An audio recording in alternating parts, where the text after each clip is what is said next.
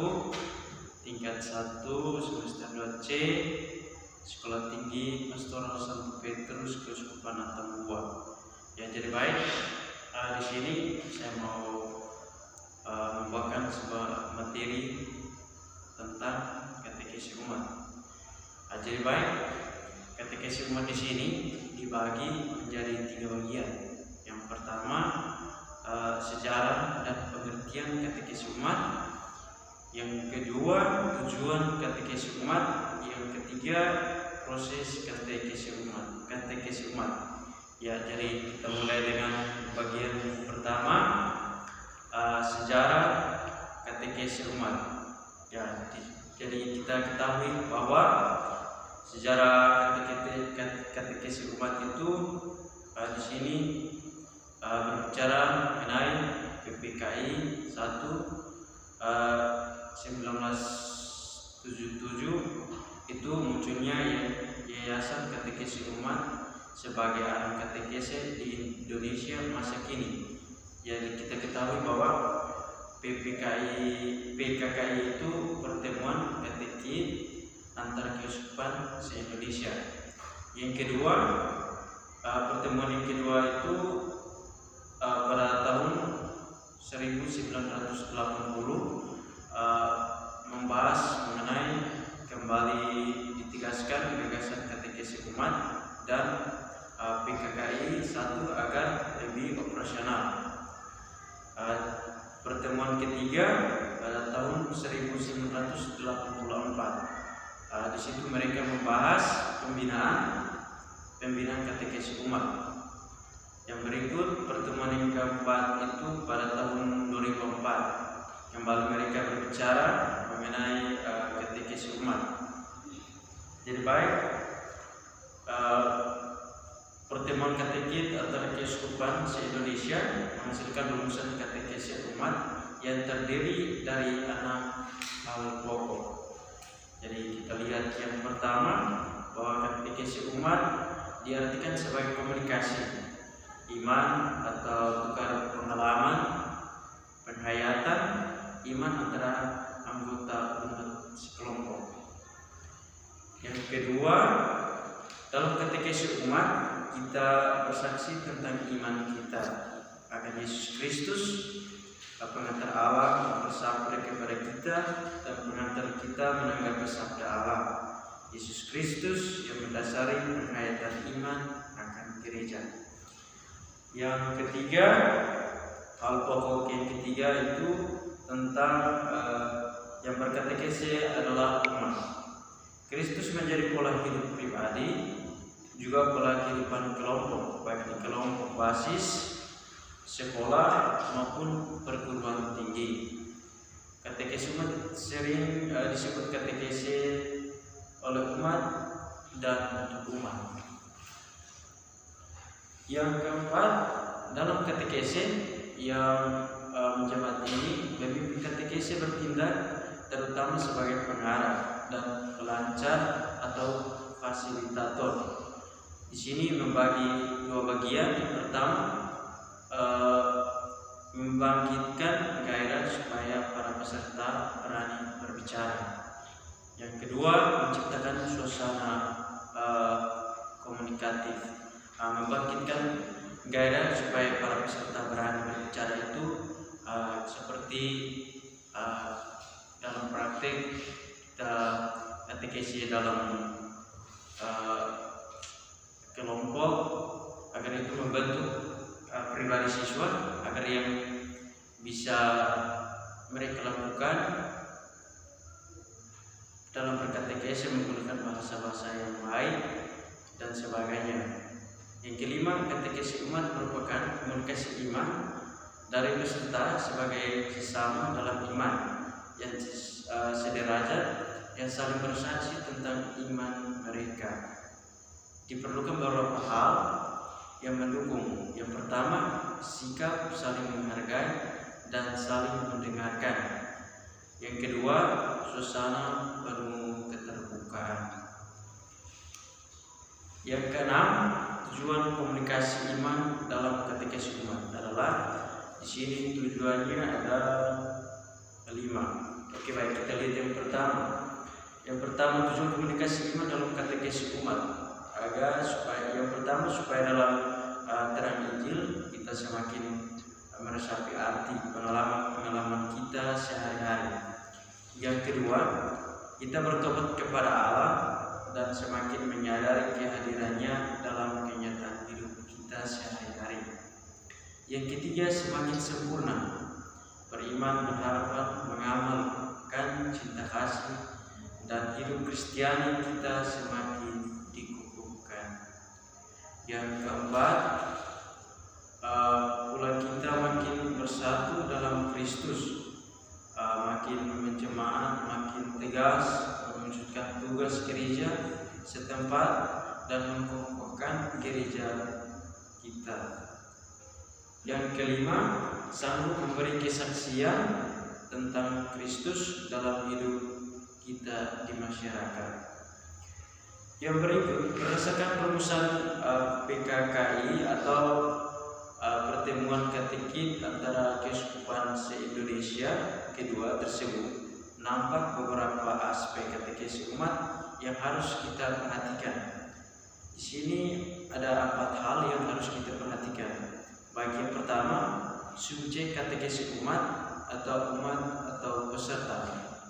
Yang kedua, berguru pada Yesus Kristus sebagai jalan kebenaran dan kehidupan. Yang ketiga, yang dilakukan dalam katekesi umat itu saling membantu, sharing pengalaman, makna kehidupan dalam terang Injil. Yang keempat, hasil yang diharapkan di sini menjadi saksi-saksi Kristus yang mampu meresapkan nilai-nilai Injil di lingkungan.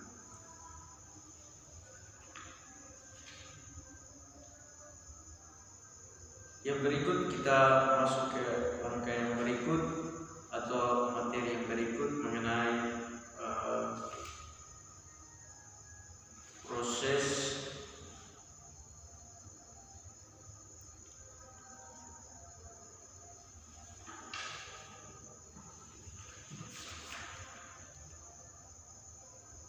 katekesi umat. Di sini langkah ketiga dalam proses katekesi umat, memikirkan dan merencanakan aksi untuk bertindak. Nah, di sini katekesi umat selalu berujung pada aksi nyata keunggulan katekesi umat. Di sini ada 4 aksi nyata yang harus kita lakukan dalam katekesi umat. Yang pertama, katekesi umat tersebut katekesi dari umat, oleh umat dan untuk umat, sehingga umat menjadi subjek katekesi. Dengan demikian memungkinkan semua umat berperan aktif. Yang kedua, selalu berbicara tentang hidup nyata dalam terang Injil, sehingga memungkinkan umat menyadari bahwa Allah hadir dan berkarya dalam hidup nyata mereka. Yang ketiga, umat aktif berkomunikasi sehingga memungkinkan umat semakin menjadi komunion atau semakin menjadi terang Injil. Yang keempat, peserta berbicara dan berkomunikasi tentang hidup nyata sehingga menjadikan katekesi umat dan gereja menjadi sungguh tekstual dan terbuka. Jadi dalam proses katekesi umat di sini berbicara 4 hal yang biasa sering kita lakukan dalam berkatekesi. Dalam berkatekesi juga itu ada berbagai metode yang sering kita lakukan. Kita harus sharing pengalaman kita menurut kitab suci dan keyakinan kita dalam hidup kita yang kita lakukan.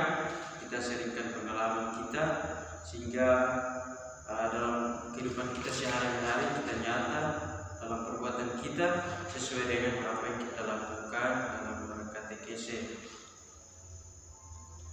Oke, baik, kita lanjut materi yang berikut, arti dan makna katekesi umat. atau ya arti dan makna menurut katekesi umat. Di sini dibagi menjadi dua,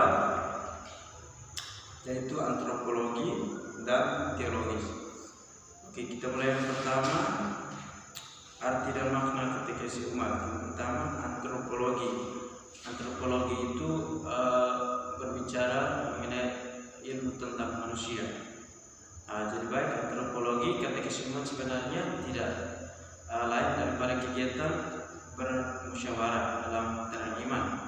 Musyawarah merupakan suatu kegiatan yang sudah membudayakan di banyak daerah di negeri ini.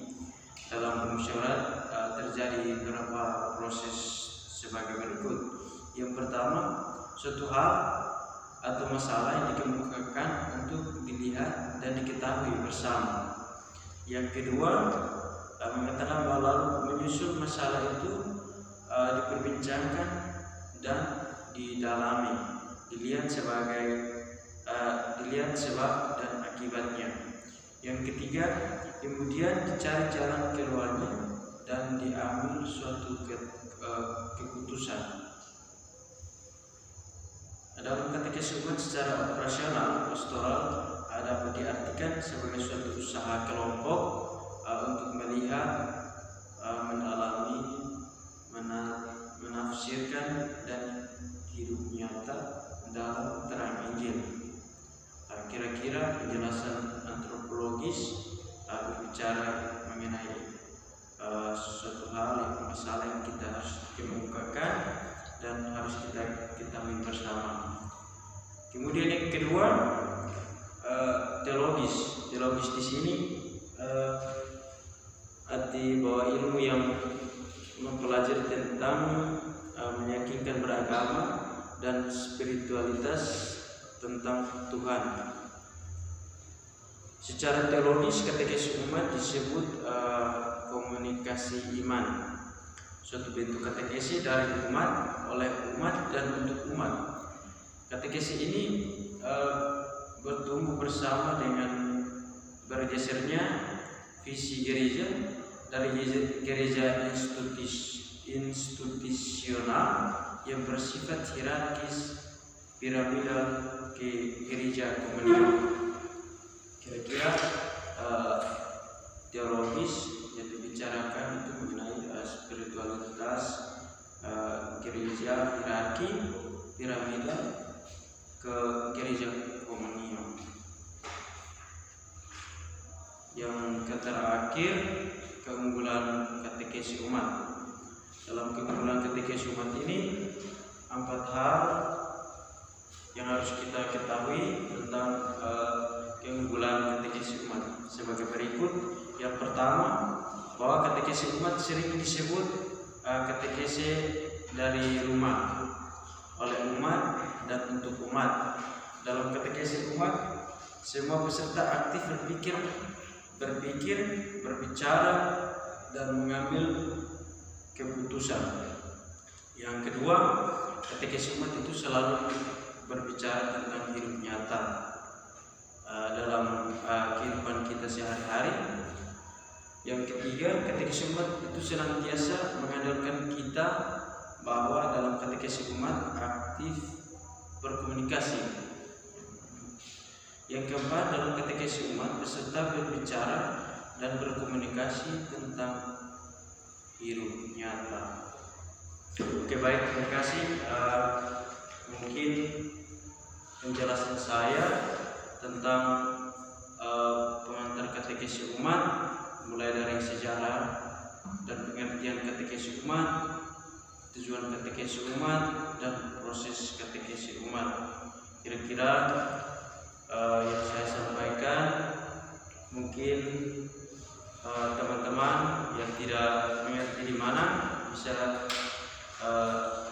dipertanyakan, karena katekesi umat di sini kita semua belajar harus berbicara, bisa berkomunikasi antar sesama dan bisa kita lakukan dalam kehidupan kita sehari-hari agar kita bisa merubah diri kita dalam katekesi, apa yang kita lakukan, apa yang kita dalam bersama dalam katekese kita terapkan di masyarakat. Mungkin dari saya tentang materi yang saya ketahui tentang katekese umat cukup sampai di sini. Sekian dan terima kasih.